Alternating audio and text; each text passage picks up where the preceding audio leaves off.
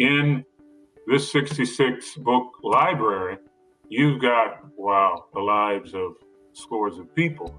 And Hebrews 11 is faith's hall of fame. If you just concentrate on the characters in Hebrews chapter 11, you've got some amazing biographies in that chapter alone. And what I have found is that you start identifying with these characters.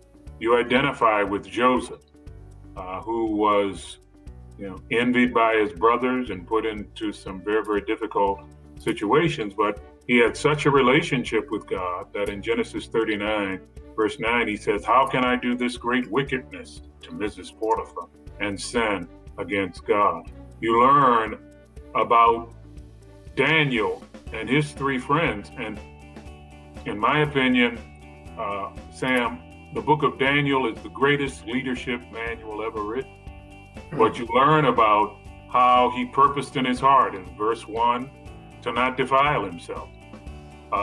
You learn how he trusted the providence of God when God gives Nebuchadnezzar the victory over Jehoiakim, the good king. God's providence has a crazy king be victorious. You learn about the fiery furnace. You learn about the lion's den. You learn about being marginalized in ministry after your name was in lights. I mean, Belshazzar didn't even know who Daniel was when Daniel's name was in lights during the time of Nebuchadnezzar and probably Nabonidus as well. And so it teaches you that if you totally commit to the sovereign God of the universe, he totally commits to you.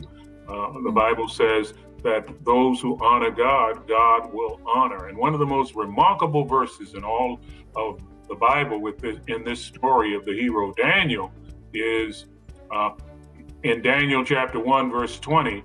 The Bible says at the end of his training, 3 years of training, King Nebuchadnezzar found Daniel and his three companions 10 times better than all of the other students in the program.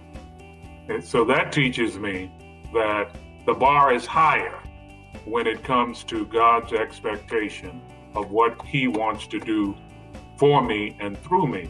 And it reminds me of Ephesians 3:20, "Now unto him who is able to do immeasurably, abundantly, above all that you can ask or imagine." 10 times better. That's astonishing.